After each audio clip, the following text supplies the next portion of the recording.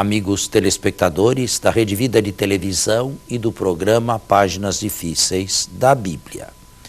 Está chegando a hora de nós iniciarmos a paixão. Ela foi longamente preparada, mas eu ainda gostaria de tocar um ponto introdutório antes de começar a leitura. E este ponto introdutório não foi tocado, mas é um ponto que modernamente agita a exegese. Jesus foi realmente processado, a sua execução, a morte, foi fruto de um processo ou foi um linchamento popular? Esta é uma questão delicada. Os textos dizem, parece um processo. Né? Mas um processo... Que material que nós temos para saber como se dava o processo da época? Que terminou tão rápido. Bom, eventualmente nós temos uns processos aqui que acabam rápido. A vítima não foi dada nenhuma possibilidade de autodefesa.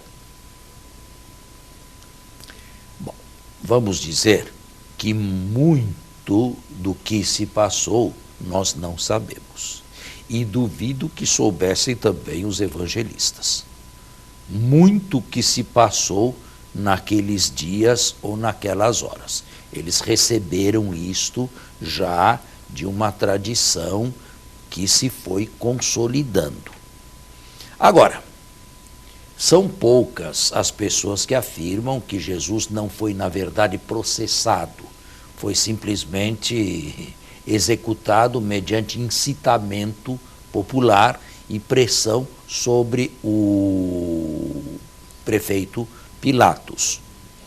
Havia no direito romano, e a época do judaísmo do Segundo Templo, as famosas leges de majestate, que desde Júlio César estavam em voga no Império Romano.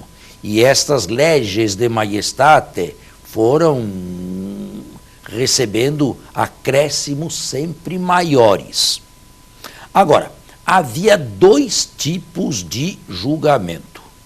O julgamento de cidadãos romanos e o julgamento de não cidadãos romanos.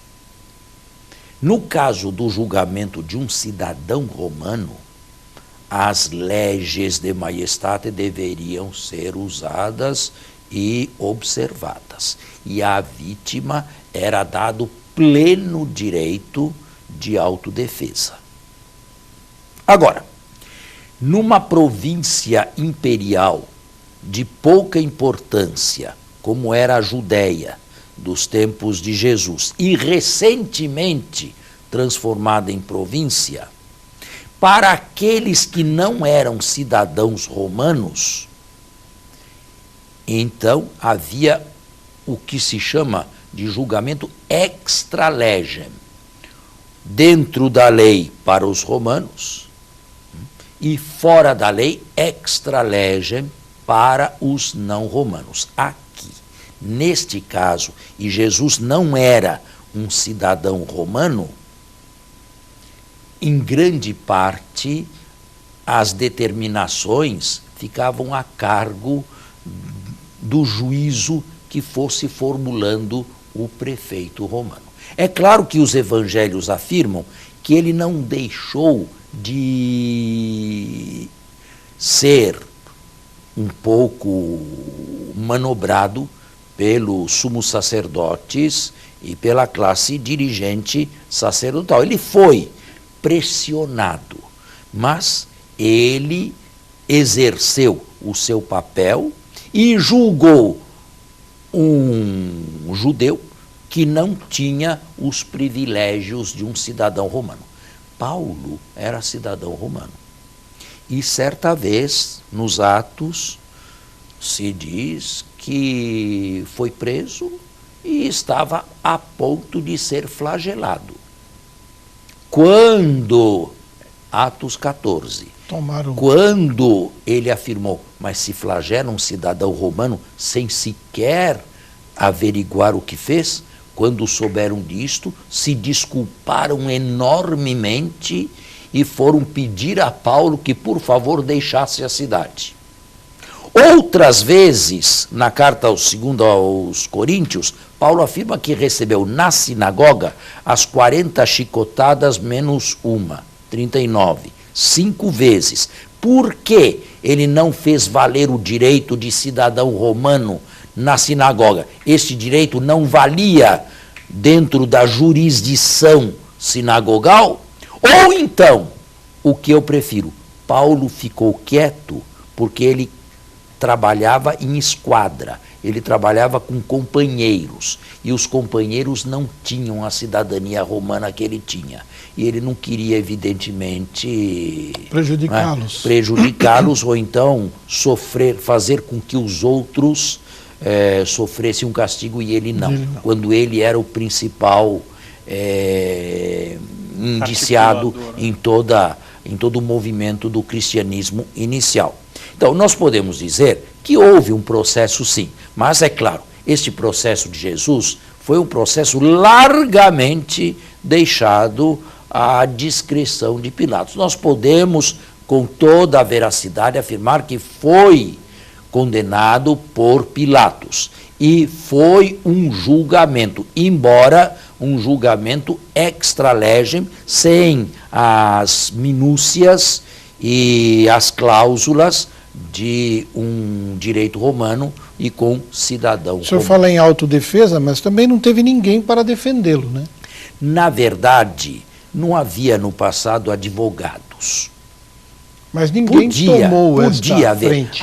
Normalmente, a defesa ficava em larga margem, entregue ao próprio acusado.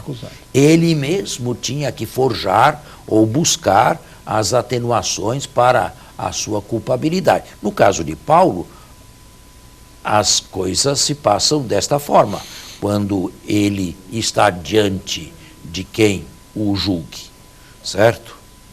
Bom, mas isto aqui é uma questão, sim, delicada, sim, uma questão moderna. Nós podemos dizer com toda a veracidade, ele foi processado e a morte de Jesus não foi como de Estevão.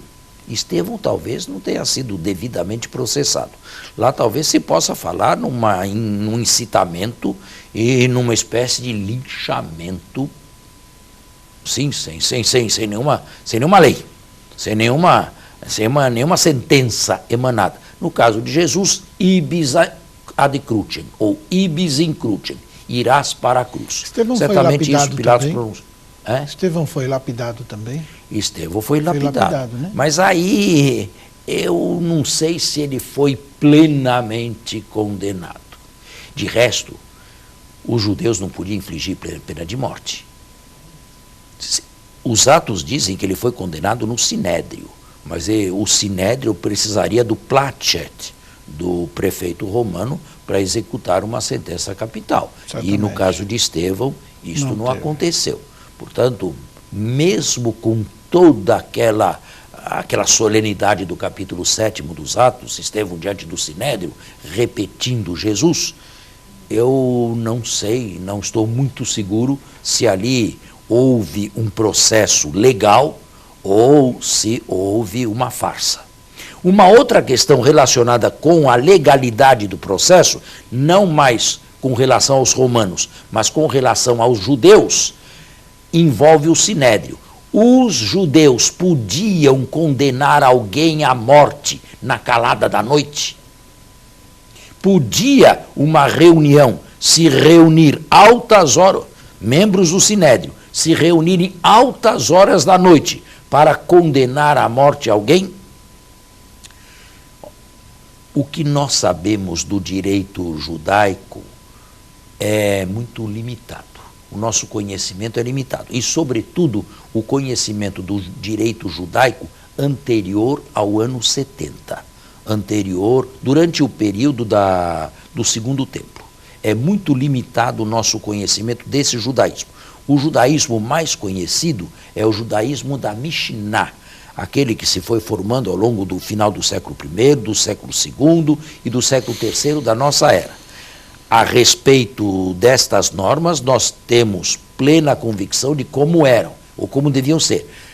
Ali está claro que havia momentos e horários em que não se podia licitamente, legitimamente, reunir um conselho para declarar alguém réu de morte. E, sobretudo, uma vigília pascal e altas horas da noite. Padre, Jesus então não era um cidadão romano? Não. Não. Foi julgado pelo direito dos gentios. Existe alguma função teológica que presta o fato de Jesus não ter tido os benefícios de um cidadão romano no seu julgamento? Não. Não, ele não era romano, ele não tinha cidadania romana como Paulo, ele era um galileu, era um judeu galileu. E não presta algum esclarecimento na linha de que, dentre todos aqueles que poderiam ter sido julgados, ainda foi julgado como os mais simples, os menos protegidos? A encarnação significa exatamente isso, né? Assumir o ponto mais baixo da história, aquele que é o Senhor da história. E esta é a fé cristã e digamos, o excepcional do cristianismo. É o peculiar do cristianismo. O onipotente, o transcendente, se transformou num átomo sem nenhuma importância quase. Então, quer dizer, a gente tem aí o fato de ele não ter tido os benefícios de um cidadão romano, indicando mais uma vez que ele buscava... Não é nessa linha que... ele não era romano, ele nasceu no povo judio. Foi a Israel que Deus fez promessas de salvação no passado, não aos romanos. Os romanos eram invasores, os romanos eram opressores, eram os senhores do momento, mas a história da salvação não se deu com os romanos. A história da salvação se deu com Israel desde o seu início, a história sagrada, não é? E nós só estudamos história de Israel por causa disso, porque é uma história tão complicada, de um povo tão sem importância no passado, não é verdade? De qualquer maneira, com relação a esta segunda questão, eu não vou dar a resposta agora. Eu prefiro dar a resposta quando o texto for sendo lido. Agora vamos começar. Quanto tempo nos falta?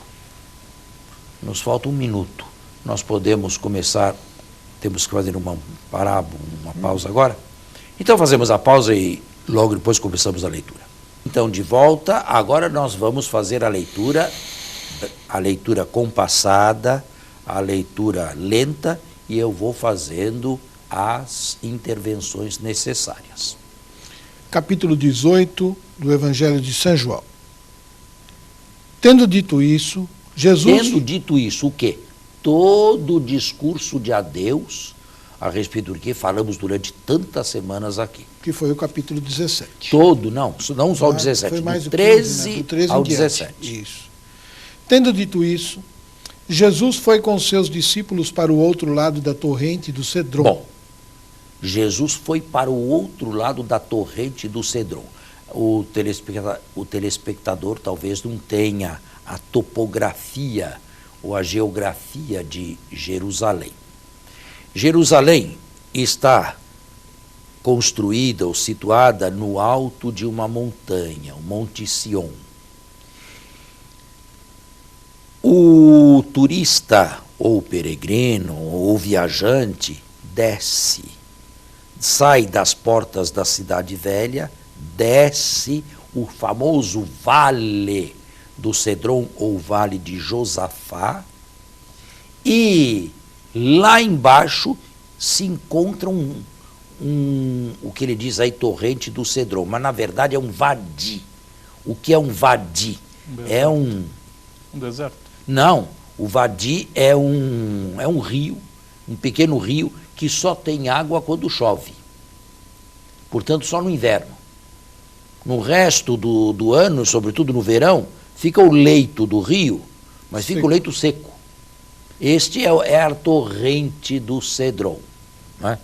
Era mais seca do que cheia de água, mas se chamava Torrente do Cedron. Na Terra Santa se chove de novembro a março. Havia ali um jardim. Havia ali um jardim, isto é, do outro lado deste vadi. E o turista ou o peregrino que lá vai, se desce o Vale de Josafá e atravessa o Vadi, a torrente do Cedron, sobe, recomeça a subir. E esta é a montanha chamada o Monte das Oliveiras. Na verdade, são dois montes, são duas cadeias de montanhas, Monte Scopus e o Monte das Oliveiras. É uma montanha grande, o Monte das Oliveiras. Nessa montanha, que é mencionada diversas vezes no Antigo Testamento, deveria haver uma chácara. O texto de João fala em jardim. Esta chácara recebeu ou tinha o nome de Getsemani, que não é o nome de nenhuma valência teológica, mas significa provavelmente lugar onde se prensava a azeitona para se obter o azeite, o óleo. Portanto, uma chácara. O evangelista diz que Jesus ia lá habitualmente. Quem era o dono desta chácara? Os evangelistas não dizem, e há apenas especulações que não adiantam a nada. O proprietário desta chácara, quem era? Era ele um amigo de Jesus? Era ele um simpatizante de Jesus? Era o quê? O fato é que Jesus parecia frequentar esse lugar. Continue. Onde Jesus entrou com seus discípulos. Ora, Judas, que o estava traindo, conhecia também esse lugar, porque frequentemente Jesus e seus discípulos aí se reuniam. Frequentemente Jesus ali se reunia. Os sinóticos também conhecem este lugar, chamam-no Getsemane, não tem, como eu disse, nenhuma importância teológica, e isto vai em prol da historicidade, não haveriam de inventar um nome sem nenhum significado profundo e teológico como este, Getsemane. A recordação, portanto, deve ser histórica. E aqui vem nomeado o traidor. Na verdade, Judas não foi traidor, Judas entregou Jesus. Judas não traiu nada, não traiu Jesus, não revelou nenhum segredo de Jesus, nada. Nesse sentido, não é traidor. Judas é aquele que o entregou, isto é, aquele que apontou para outros onde Jesus estava. Mas Jesus não era conhecido. Nós não sabemos quantas vezes Jesus foi a Jerusalém. Nós não sabemos quem é que foi apanhar Jesus. Aí está dito, a polícia do templo, juntamente com um destacamento romano. Mas esses aqui conheciam exatamente Jesus, sabiam distinguir Jesus ainda na calada da noite de uma outra pessoa. Portanto, que precisassem de um guia é absolutamente plausível, não é por nada inverossímil. O trágico é que um dos 12 se tenha prestado a esse serviço, né? Na verdade, o que foi que moveu Judas a fazer o que fez? Olha, sobre esta figura sinistra, debruçaram-se ao longo da história psicólogos, sociólogos, historiadores, psicanalistas, romancistas, todos quiseram dar a sua opinião. E há uma série de opiniões que são levantadas. Judas estava provavelmente desanimado, ou melhor, desentusiasmado com Jesus. Esperava que Jesus fosse fazer uma coisa, fosse trazer o reino político, e Jesus não se movia nessa direção. Ou então, Judas teria recebido alguma repreensão de Jesus e quis se vingar. Ou então, Judas esperava que, provocando uma decisão desta, Jesus reagiria e finalmente viria o reino de Deus. Ou então, Judas era ávido de dinheiro e os sinóticos afirmam que ele foi corrompido. As autoridades religiosas ofereceram-lhe dinheiro. Estão vendo quantas são as possibilidades para se determinar o porquê Judas agiu desta maneira? Mas a melhor resposta que eu dou é esta: Judas continuará para sempre sendo um mistério a todos nós. O que passou pela sua cabeça, nós nunca saberemos. Todas estas hipóteses são possíveis, mas não passam de hipóteses. Agora, padre, se por um lado não passam de hipóteses as possibilidades que podem ter passado pela cabeça de Judas para agir como agiu, de outro lado é um fato que a pessoa escolhida ou melhor, a pessoa que executou a tarefa de entregar a Jesus foi um dos 12 apóstolos. E isto tem algum significado teológico? Não, um significado teológico não tem nenhum. Bem, Jesus aí cita a propósito um texto da Eucaristia, um texto do Saltério, não um salmo, o Salmo 40, se não me engano. Até o meu amigo em quem eu confiava levantou seu calcanhar contra mim. Tem esta citação aí no caso de Judas, é o Salmo 40, se não me falha a memória. De qualquer modo, é um mistério, permanece um mistério, e esse mistério foi explorado do lado pagão, por Celso, que era um pagão anticristão. Como? Um filho de Deus não sabia quem escolher? Deus vai fazer uma escolha tão desastrosa como essa? Isso está nos textos de Celso, tentando satirizar o cristianismo.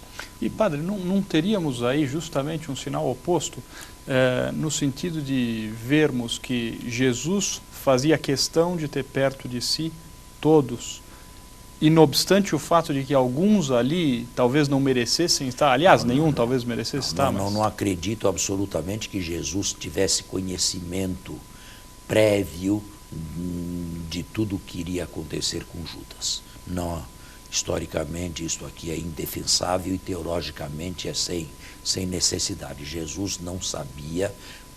Pode ser que no final tenha percebido algum eco, ou tenha intuído alguma coisa, mas no final, quando a máquina já tinha sido posta em andamento e não era mais possível voltar atrás. Pode ser que sim.